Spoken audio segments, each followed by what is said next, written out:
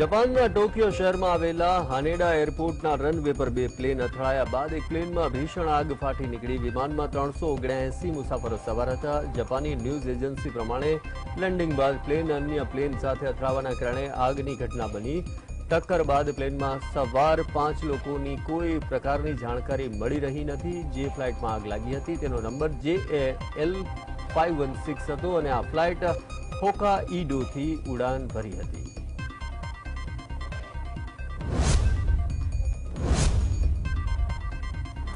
તમિલનાડુના તિરુચિરાપલ્લીમાં જાહેર સભાને સંબોધતા પીએમ મોદીએ જણાવ્યું કે છેલ્લા એક વર્ષના સમયગાળામાં 40થી વધુ કેન્દ્ર સરકારના મંત્રીઓએ તમિલનાડુનો પ્રવાસ કર્યો છે। ત્યારે તમિલનાડુમાં ઝડપી વિકાસ થશે ત્યારે ભારતમાં પણ સારી રીતે આગળ વધશે અને વિકાસનું સૌથી મોટું માધ્યમ કનેક્ટિવિટી છે। તેનાથી વેપાર વધે છે। વિકાસની આ ભાવના તિરુચિરાપલ્લીમાં પણ જોવા મળી રહી છે।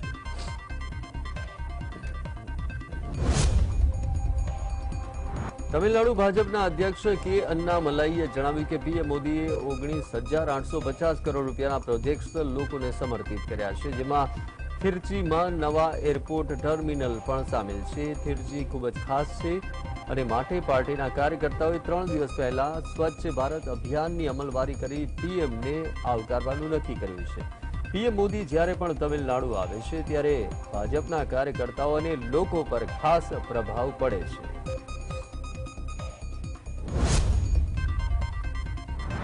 પંજાબના મુખ્યમંત્રી ભગવત માનના કોંગ્રેસ વિરોધી નિવેદન પર પ્રતિક્રિયા આપતા કોંગ્રેસના નેતા સંદીપ દીક્ષિતે જણાવ્યું કે આમ આદમી પાર્ટી નેતા મોટા ગઠબંધનમાં સામેલ બાબત સમજી શક્યા નથી।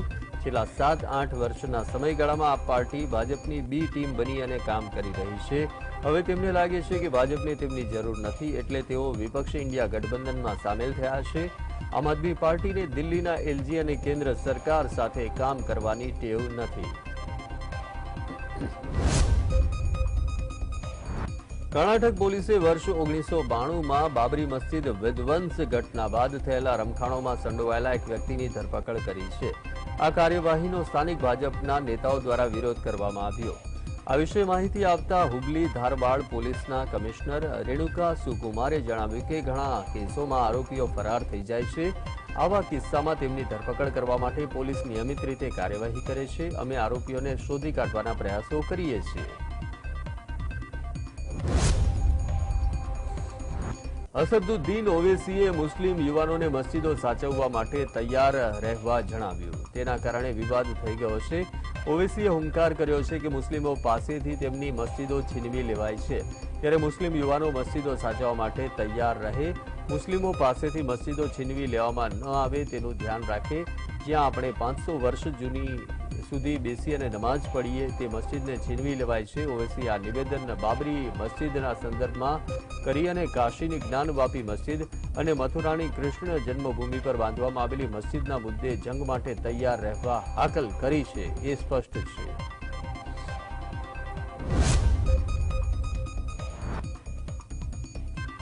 તેલંગાણા પ્રદેશ ભાજપના અધ્યક્ષ જી કિશન રેડ્ડીએ જણાવ્યું કે કોંગ્રેસ અને બીઆરએસ પાર્ટીનો ડીએનએ એક જ છે। બંને પાર્ટી પર ભ્રષ્ટાચાર અને પરિવારવાદની રાજનીતિ કરવાનો આરોપ છે। વર્તમાન સીએમ રેવંત રેડ્ડી જ્યારે તેલંગાણા કોંગ્રેસના પ્રમુખ હતા ત્યારે વારંવાર કહેતા હતા કે કાલેશ્વરમ પ્રોજેક્ટ કૌભાંડ મુદ્દે કેસ સીબીઆઈ તપાસ કરાવવામાં આવી રહી નથી। વર્તમાન સમયમાં જ્યારે કોંગ્રેસ તેલંગાણામાં સત્તામાં છે ત્યારે હું ભલામણ કરું છું કે તેઓ આ કૌભાંડ વિશે કેન્દ્ર સરકારને પત્ર લખે અને કાર્યવાહીની માંગ કરે।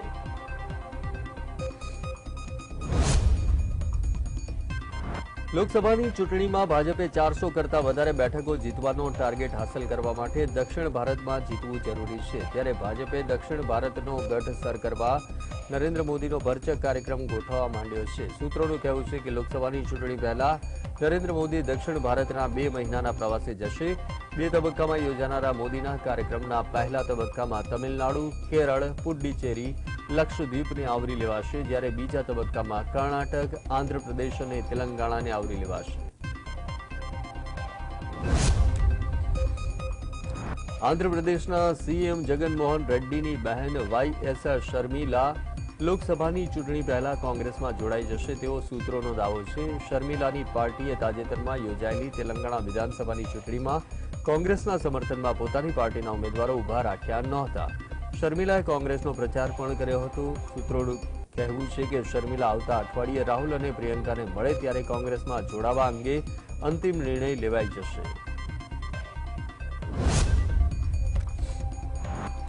કોંગ્રેસે લોકસભાની ચૂંટણીમાં કયા સાથી પક્ષો સાથે જોડાણ કરવું એ નક્કી કરવા બનાવાયેલી સમિતિએ લોકસભાની જે બેઠકો પર 2014 અને 2019ની ચૂંટણીમાં કોંગ્રેસના ઉમેદવારો બીજા નંબરે રહ્યા હતા તે બેઠક પર કોઈ બાંધછોડ ન કરવાની ભલામણ કરી છે.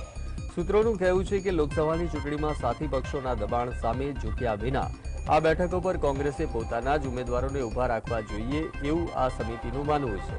કોંગ્રેસ 2014ની ચૂંટણીમાં 2024 બેઠકો પર અને 2019માં 209 બેઠકોમાં બીજા સ્થાને રહી હતી.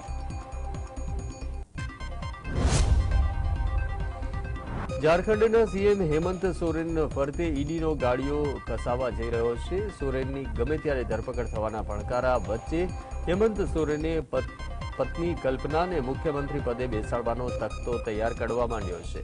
સોરેનના ખાસ સાથી ગણાતા સરફરાઝ અહમદે ગણદે બેઠક પરથી રાજીનામું આપતા સોરેન કલ્પનાને ધારાસભ્ય પદે બેસાડવાનો તખ્તો તૈયાર કરી દેવાયો હોવાનું મનાય છે. કલ્પના ઓડિશામાં હોવાથી ઝારખંડમાં એસટી માટે અનામત બેઠક પરથી લડી ના શકે તેથી સામાન્ય બેઠક ખાલી કરાવાઈ છે. મમતા બેનર્જી ભત્રીજા અભિષેક બેનર્જીને પોતાના રાજકીય વારસ તરીકે તૈયાર કરી રહ્યા છે, પણ તૃણમૂલ કોંગ્રેસના જૂના જોગીઓ તેનાથી ખુશ નથી. તૃણમૂલના સ્થાપના દિવસના કાર્યક્રમમાં આ નાખુશી બહાર આવી ગઈ. મમતાની નજીકના ગણાતા પક્ષના બે વરિષ્ઠ નેતા ફિરહાદ હકીમ અને સુદીપ બંદોપાધ્યાય આડકતરી રીતે કહી દીધું કે અભિષેક બેનર્જી તૃણમૂલ કોંગ્રેસને નહીં સાચવી શકે. બંને નેતાએ જાહેર મંચ પરથી કહ્યું કે મમતા બેનર્જી બંગાળના સીએમ નહીં હોય ત્યારે બધું ખતમ થઈ જશે.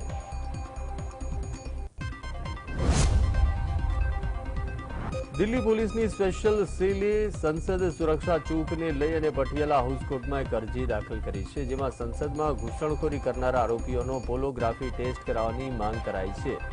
કોર્ટ દિલ્હી પોલીસની અરજી પર સુનાવણી કરવાની હતી. આ કેસની સુનાવણી એડિશનલ જજ હરદીપ કૌર કરશે અને આ મામલે 6 આરોપીની ધરપકડ કરવામાં આવી છે. તો દિલ્હી પોલીસના વરિષ્ઠ અધિકારીઓ ગત અઠવાડિયે લલિત ઝાની પૂછપરછ કરી હતી. નવા વર્ષની શરૂઆતની સાથે જ ઉત્તર ભારતના કેટલાય શહેરોમાં તાપમાનનો પારો ગગડ્યો છે. ખાસ કરીને દિલ્હીમાં કડકડતી ઠંડીનો અનુભવ થઈ રહ્યો છે. જો કે કડકડતી ઠંડીમાં પણ લોકો સ્વાસ્થ્યની કાળજી રાખતા જોવા મળ્યા અને મોર્નિંગ વોકમાં જોવા મળ્યા. તો સાથે જ લોકો ઠંડીથી બચવા માટે ગરમ કપડાં ઉપરાંત તાપણું કરતા પણ જોવા મળ્યા.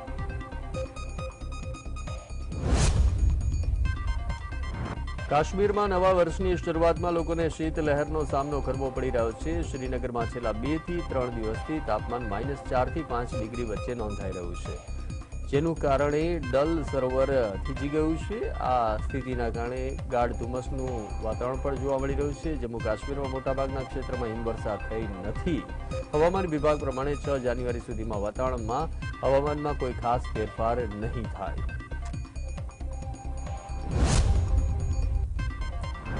જાપાનમાં નવા વર્ષના પ્રથમ દિવસે શક્તિશાળી ભૂકંપના કારણે અત્યાર સુધીમાં 48 લોકોના મોત થયા હોવાના અહેવાલો પ્રાપ્ત થયા છે. સ્થાનિક મીડિયાના અહેવાલ મુજબ અત્યાર સુધીમાં ભૂકંપના 155 આફ્ટર શોક નોંધાયા છે.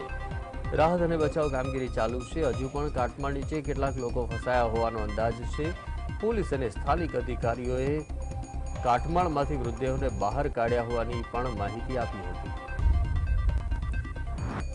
રાજ્યમાં ચાલતા નકલીના સામ્રાજ્ય વચ્ચે અમદાવાદ શહેરમાંથી નકલી ડોક્યુમેન્ટ બનાવતા એક આરોપીની સાયબર ક્રાઇમ બ્રાન્ચે ધરપકડ કરી છે. ફતેવાડી વિસ્તારમાં આરોપી એઝાઝ ખાન પઠાણ લોકોને લોન લેવા માટે જરૂરી ડોક્યુમેન્ટ્સ ખૂટતા હોય તેવા લોકોને બનાવટી ડોક્યુમેન્ટ તૈયાર કરી આપતો હતો.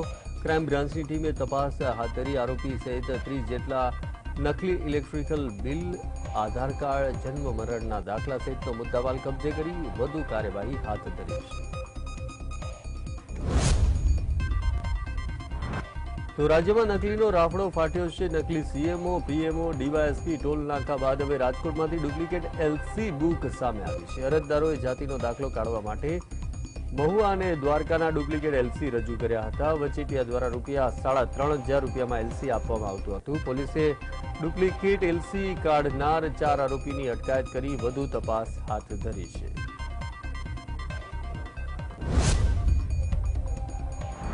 ફ્રાન્સ એરપોર્ટથી પરત ફરેલા મુસાફરોમાં સીઆઈડી ક્રાઇમની તપાસમાં 66 જેટલા મુસાફરોના નામ સામે આવ્યા છે. આ 66 લોકોમાંથી સીઆઈડી ક્રાઇમ 55 લોકોના નિવેદન લઈ ચૂકી છે અને અત્યાર સુધીમાં કુલ 15 જેટલા એજન્ટના નામો સામે આવ્યા છે.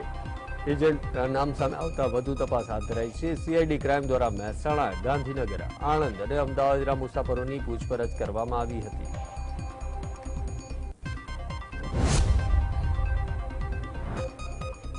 તો વડોદરામાં કોરોનાને લઈ અને વર્ષના પ્રથમ સપ્તાહમાં એકનું મોત થતા લોકોમાં ફફડાટ છે. સયાજી હોસ્પિટલમાં કોરોનાના પગલે એક વ્યક્તિનું મોત નીપજ્યું. કોરોનાના લક્ષણો દેખાતા એક વ્યક્તિને સૌપ્રથમ ખાનગી હોસ્પિટલમાં એડમિટ કરાયો હતો. ત્યારબાદ તેની તબિયત વધુ લથાડતા સરકારી હોસ્પિટલમાં ભરતી કરાયા અને ત્યારબાદ સારવાર દરમિયાન તેનું મૃત્યુ થયું.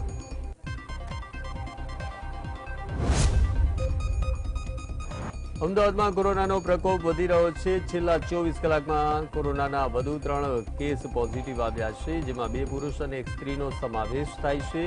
બોડકદેવ, વેજલપુર અને ઓઢવ વિસ્તારમાં આ લોકો સંક્રમિત થયા હોવાના સમાચાર છે. 3 પૈકી 2 દર્દીઓ મહારાષ્ટ્રથી પરત ફર્યા હતા. તો અમદાવાદમાં કોલેરાના કેસો વધતા આરોગ્ય વિભાગ સતર્ક બન્યું છે. ગત ડિસેમ્બર મહિનામાં કોલેરાના 13 કેસ નોંધાયા હતા, જેમાં સૌથી વધુ 7 કેસ વટવામાં નોંધાયા હતા. ઉપરાંત લાંભામાં 2 કેસ, બહેરામપુરા, અમરાઈવાડી, ગોમતીપુર, વસ્ત્રાલમાંથી પણ 1 કેસ નોંધાયો છે.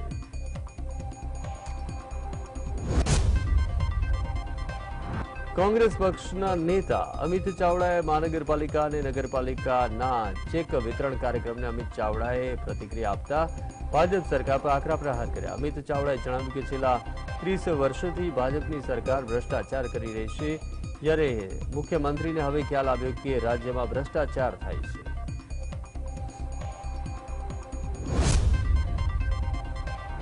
ભરૂચ લોકસભાની ચૂંટણી માટે ચૂંટણી તંત્ર સજ્જ બની રહ્યું છે. ભરૂચ જિલ્લા ચૂંટણી તંત્ર પૂર્વ તૈયારીમાં લાગી ગયું છે. મતદાર જાગૃતિ અભિયાન અંતર્ગત ઈવીએમ ડેમોન્સ્ટ્રેશનની પ્રવૃત્તિ હાથ ધરવામાં આવી છે.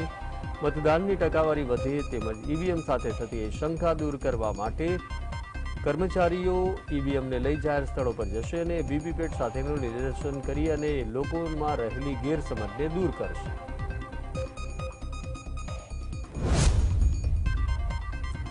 ઉપલેટા મામલતદાર કચેરીના સ્ટાફે ગેરકાયદે અનાજનો જથ્થો ઝડપી પાડ્યો. ભાયાવદર શહેરમાં ફૂલવાડી વિસ્તારમાં બાતમીના આધારે રેડ કરી ઘઉં, ચોખા તેમજ ચણાની બોરીઓ ઝડપી પાડી. અનાજના જથ્થાની રેડ બાદ ભાયાવદર કન્યા શાળામાં ચાલતા મધ્યાહન ભોજન કેન્દ્ર પર તપાસ હાથ ધરી. તપાસમાં મધ્યાહન ભોજન કેન્દ્રમાં રેકોર્ડ મુજબનો સ્ટોક ન નીકળતો હોવાનું સામે આવ્યું હતું.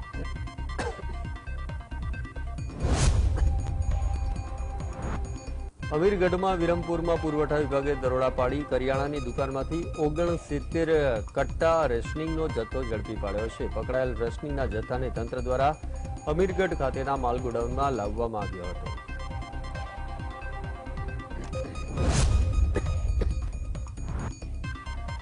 સુરેન્દ્રનગર જિલ્લામાં લીલા ચણાના પાકમાં લીલી ઈયળનો ઉપદ્રવ વધતા પાકનું ઉત્પાદન નીચું જાય તેવી દહેશત સર્જાઈ છે.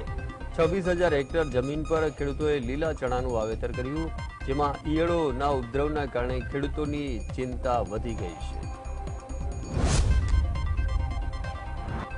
જસદણના આંબરડી ગામે આવેલ સૌની યોજના લિંકમાંથી પિયત માટે પાણી છોડાતા ઈતરિયા ગામના ખેડૂતોની 20 વીઘા જેટલી જમીનમાં પાણી ઘૂસી જતા ઉભા પાકને ભારે નુકસાન થયું છે.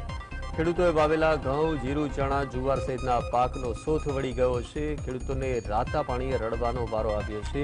ત્યારે બેદરકારી દાખવનારા જે અધિકારીઓ છે તેમની સામે કાયદેસરની કાર્યવાહી કરવામાં આવે અને ખેડૂતોને વળતર ચૂકવવામાં આવે તેવી ઉગ્ર માંગ ઉઠી છે. તો ધોરાજી પંથકમાં હજારો હેક્ટરમાં કપાસના પાકનું વાવેતર કરવામાં આવ્યું છે. કપાસનો પાક સંપૂર્ણ તૈયાર થઈ ગયો હોવા છતાં ધોરાજી માર્કેટ યાર્ડની ખુલ્લી બજારમાં પોષણક્ષમ ભાવ ન મળતા ખેડૂતોએ પોતાના ખેતરમાં પડેલો પાક પણ લણી રહ્યા નથી. હાલ માર્કેટિંગ યાર્ડમાં 1 મણનો ભાવ 1100 થી 1300 રૂપિયા મળી રહ્યો છે, જ્યારે ખેડૂતોને 1600 થી 1800 રૂપિયા મણદીઠ કપાસનો ભાવ મળે તો જ પરવડે તેવી સ્થિતિ સર્જાઈ છે.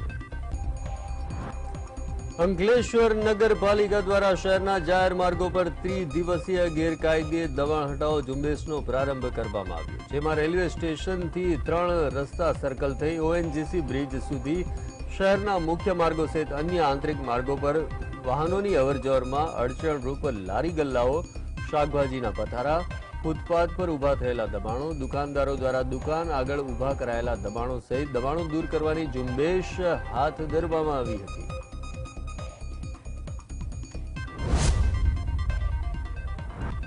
હાલોલ વડોદરા હાઈવે પર બાસ્કા ગામમાં એસટી બસ પ્રવેશતી ન હોવાના કારણે ગ્રામજનોમાં રોષ જોવા મળ્યો. લોકોનું કહેવું છે કે તાજપુરા ખાતે આંખોનું મફત ઓપરેશન કરવામાં આવતું હોવાથી મોટી સંખ્યામાં દર્દીઓ અહીં આવતા હોય છે, પરંતુ એસટી બસ અંદર ન પ્રવેશતા લોકોને હાઈવે પર ઉતરવું પડતું હોય છે. ત્યારે આવનારા દિવસોમાં આ વાતનું નિરાકરણ આવે તેવી લોકોની માંગ છે.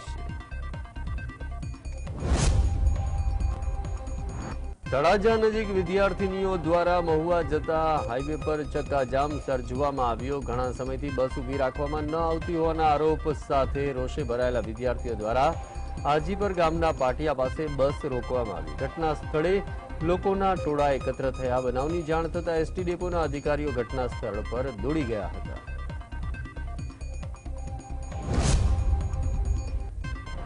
કેન્દ્ર સરકાર દ્વારા લાવવામાં આવેલા હિટ એન્ડ રન કાયદાના વિરોધમાં દેશભરમાં ટ્રક ચાલકોમાં રોષ જોવા મળી રહ્યો હતો, પરંતુ હવે આ મામલે સમાધાન થઈ ગયું છે. આ દરમિયાન ડભોઈ ડ્રાઈવર એસોસિએશન દ્વારા વડોદરી ભાગોળથી મોટી સંખ્યામાં લોકો એકત્રિત થયા અને રેલી કાઢી પ્રાંત અધિકારીને આ અંગે આવેદનપત્ર આપી કાયદો રદ કરવાની માંગ કરવામાં આવી હતી. જોકે હવે આ કાયદો લાગુ નથી કરવામાં આવવાનો.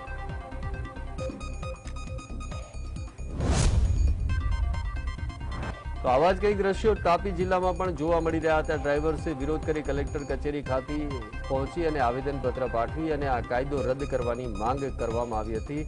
જોકે આ આવેદનપત્ર આપ્યાના ગણતરીના કલાકો બાદ જ સરકાર દ્વારા એવો નિર્ણય લેવાયો કે હવે આ કાયદાને લાગુ નહીં કરવામાં આવે.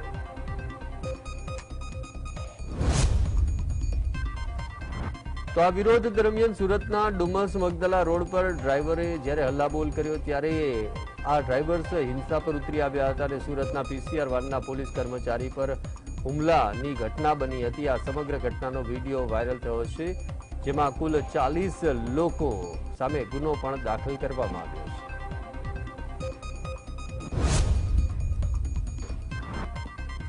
તો કેન્દ્ર સરકાર દ્વારા અકસ્માતના કાયદામાં સજાની જોગવાઈ બાબતે કરવામાં આવેલા ફેરફારને લઈ ડ્રાઈવરોમાં રોષ જોવા મળી રહ્યો હતો.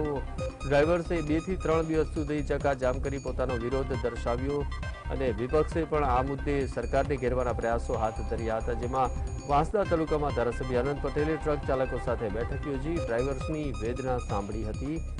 જોકે હવે આ કાયદો રદ કરાયો છે.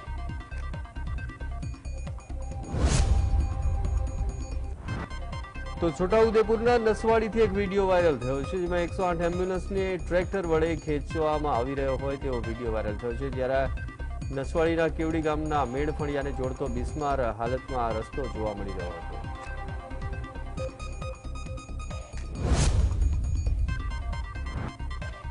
દાંતા તાલુકાના વાલ્મીકી સમાજના લોકો મૃતકના અંતિમ સંસ્કાર માટે ગામમાં જગ્યા ન મળતા મૃતદેહ સાથે મામલતદાર કચેરીએ પહોંચ્યા, જેમાં નવાવાસ ગામમાં ગોવિંદભાઈ નામના વ્યક્તિનું આકસ્મિક મૃત્યુ થયું, પરંતુ ગામમાં જગ્યા ન મળતા મોટી સંખ્યામાં લોકો ગ્રામ પંચાયત કચેરીએ રજૂઆત માટે પહોંચતા અંતિમ વિધિ માટે લેખિતમાં ખાતરી અપાઈ હતી. તો મહીસાગર જિલ્લામાં એક યુવકનું હાર્ટ એટેકના કારણે મૃત્યુ થયું છે. અમદાવાદ ખાતે ખાનગી કંપનીમાં નોકરી કરતા મૂળ મહીસાગર જિલ્લાના વતની 31 વર્ષીય દીપક પરમારને છાતીમાં દુખાવો ઉપડ્યો, ત્યારબાદ યુએન મહેતા હોસ્પિટલ ખસેડતા રસ્તામાં જ તેનું મૃત્યુ થયું હતું. તો સુરતના ડિંડોલી વિસ્તારમાં રેલવે ટ્રેક નજીક યુવકની હત્યા મામલે પોલીસે 3 આરોપીની ધરપકડ કરી. ગત 31 ડિસેમ્બરના રોજ રાત્રિના સમય દરમિયાન નવાગામ ડિંડોલી ખાતે રાજા નામના યુવકની કરપીણ હત્યા કરાયેલી લાશ મળી આવી હતી. પોલીસે ચોક્કસ બાતમીના આધારે આ સમગ્ર મામલે ધરપકડ શરૂ કરી છે. તો મોરબીના કોર્ટ કમ્પાઉન્ડમાં હથિયાર સાથે આવતા કાર્યવાહી કરવામાં આવી, જેમાં વાંકાનેર માર્કેટિંગ યાર્ડના ચેરમેન ગુલામ અમીભાઈ પરાસરા કોર્ટ કમ્પાઉન્ડમાં પોતાની લાયસન્સ રિવોલ્વર સાથે આવ્યા હતા અને જેને લઈ તેમની સામે કાર્યવાહી કરવામાં આવી છે.